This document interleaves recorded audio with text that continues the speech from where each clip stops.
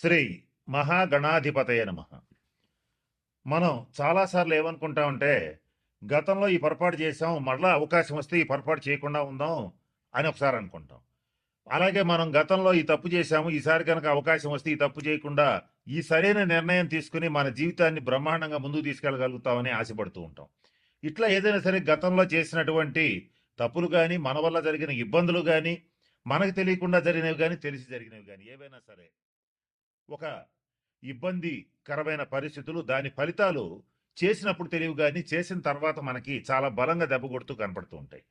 అటువంటి వాటి నుంచి తప్పించుకోవటానికి ఒక 136 రోజుల పాటు, అంటే జూలై 27, 2026 నుంచి డిసెంబర్ 10, 2026 వరకు శని వక్రించి ఈ 136 రోజుల పాటు మనం ఏదైతే చెయ్యాలనుకుని మిస్ అయిపోయామో గత 2.5 సంవత్సరాల్లో, అది మళ్ళీ చేసి సక్సెస్ సాధించడానికి, జరిగిన తప్పులు దిద్దుకోవడానికి, జరిగిన ఇబ్బందుల నుంచి బయటపడటానికి ఒక 4 రాసుల వాళ్ళకి మంచి రాజయోగం ఇస్తూ అవకాశం ఇస్తున్నటువంటి శని వక్రగ్రహ సంచారం ఏదైతే ఉందో, ఈ 4 రాసుల వాళ్ళని ఏ రకమైనటువంటి నిర్ణయాలు తీసుకుంటే, ఏ తప్పులు సరిచేసుకుంటే ఎలా ముందుకు వెళ్ళొచ్చు అనేటువంటి అంశం గురించి జ్యోతిశాస్త్ర పరంగా కొన్ని సూచనలు, సలహాలు ఇప్పుడు నేను మీకు తెలియచేయడానికి ప్రయత్నం చేస్తాను. ఇక తర్వాత రాశి మీనరాశి.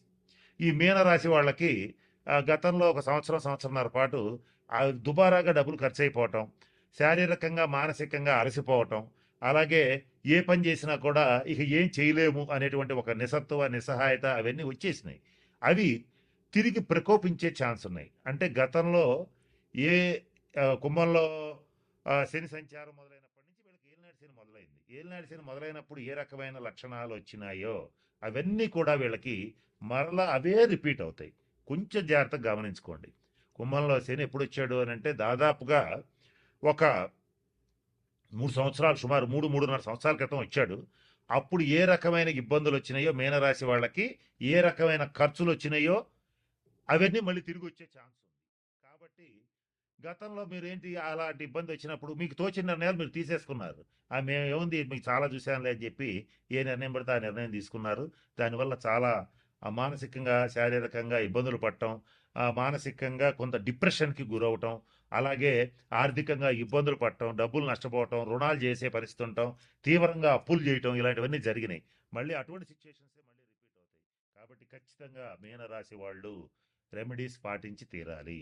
అంటే వృద్ధులు, వికలాంగులు ఎవరన్నా ఉంటే వాళ్ళకి సహాయం చేయండి. అది ఆర్థికంగా కావచ్చు, అలాగే వాళ్ళకి సర్వీస్ చేయటం కావచ్చు. వికలాంగులు ముఖ్యంగా ఎవరైనా కుంటి వాళ్ళు ఎవరైనా ఉంటే వాళ్ళకి ట్రైసైకిల్స్, అంటే 3 చక్రాల బండ్లు ఇవ్వటం కానీ, లేదా వాళ్ళ ఆసుపత్రి ఖర్చులకు డబ్బులు ఇవ్వటం కానీ, రోగుల్లో కూడా మామూలు రోగులు కాదు, దీర్ఘ రోగులు. కొన్ని దీర్ఘ రోగులకి, తరుణ రోగులకి తేడా ఏంటంటే తరుణ వ్యాధులు అంటే అప్పుడు వచ్చి అప్పుడే వారం 10 రోజుల్లో తగ్గిపోతాయి. దీర్ఘ రోగులు అంటే నెలలో, సంవత్సరాల తరబడి వాళ్ళు రోగిష్టి వాళ్ళనే ఉంటారు. వాళ్ళకి సేవ చేయండి.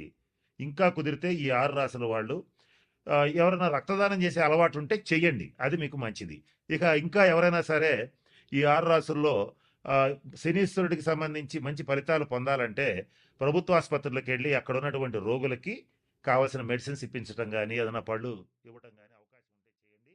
ముఖ్యంగా వృద్ధాశ్రమాలు, అనాథాశ్రమాలు కాదు, వృద్ధాశ్రమాలు ఎవరికైతే ఉంటాయో అక్కడికి వెళ్ళి వృద్ధులకి సేవ చేయండి. వాళ్ళకి కావాల్సిన వైద్య సదుపాయం కల్పించండి, వాళ్ళకి కావాల్సిన సేవలు చేయండి.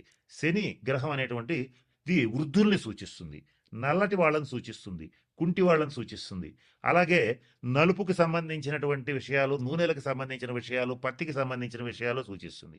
ఈ 6 రాసుల్లో ఇటువంటి వాటికి సంబంధించి వృత్తి వ్యాపారాలు చేసేటువంటి వాళ్ళు చాలా జాగ్రత్తగా ఉండాలి. వీళ్ళకి తగిన నిర్ణయాలు తీసుకోవాలి, తగిన శాంతి పరిహార క్రియలు పాటించాలి. ఇలా చేస్తే ఖచ్చితంగా మంచి ఫలితాలు ఉంటాయి. ఇంకొక ముఖ్యమైన విషయం, శని ఎప్పుడు కూడా క్రమశిక్షణను కోరుకుంటాడు, ఆనెస్టీ, నీతి నిజాయితీలను కోరుకుంటాడు. ఈ 6 రాసుల్లో ఎవరైతే నీతిగా, నిజాయితీగా ఉంటారో, క్రమశిక్షణతో ఉంటారో, పరద్రవ్యాన్ని ఆశించరో, అంటే ఎదుటివాడి ఇల్లు కొంప కొల్లగొట్టి కాజేయాలనుకోరో, వాళ్ళకి మాత్రం మంచి ఫలితాలు ఉంటాయి. ఏదైతే నేను చెప్పినట్టుగా ఎవరో ఒకళ్ళ ఆస్తి కలుపుకుందాం, ఏదో ఒక రకంగా వాడి ఆస్తి వాడిని బెదరగొట్టో, భయపెట్టో, లేదా ప్రలోభాలకు గురి చేస్తో లాక్కుందాం అనేటువంటి వాళ్ళు కానీ, తీవ్రంగా మద్యపానం చేసేటువంటి వాళ్ళు కానీ, అలాగే నిషేధిత ప్రదేశాలు అంటే జూద గృహాలు, వ్యభిచార గృహాలు, ఇటువంటి వాటి దగ్గరికి వెళ్ళేటువంటి వాళ్ళు కానీ, వాళ్ళని మాత్రం ఈ 136 రోజులు కర్మకారకుడైనటువంటి శనీశ్వరుడు ఖచ్చితంగా ఇబ్బందులు పెడతాడు. కాబట్టి వాటి జోలికి ఖచ్చితంగా పోవద్దు. ఈ 136 రోజులు అసలు పోవద్దు. కనుక నేను చెప్పినటువంటి విషయాలు గమనంలో పెట్టుకోండి. జాగ్రత్తలు పాటించండి. మన ఛానల్లోనే ఇంకా పరిహారాలు ఇస్తాను మీకు. షార్ట్స్ రూపంలో కూడా ఇస్తాను. వాటిని పాటించి ఈ 136 రోజులు మీకు అత్యంత అనుకూలంగా మార్చుకోవచ్చు. నేను చెప్తూ వీడియో మొదట్లో ఒక మాట చెప్పాను. వక్రీ బలి అన్నాను. వక్రించిన గ్రహం మరింత బలంగా పనిచేస్తుంది. ఆ బలంగా పనిచేసేటప్పుడు దాన్ని పాజిటివ్‌గా, నెగెటివ్‌గా మార్చుకోవటం మీ చేతుల్లో ఉంటుంది.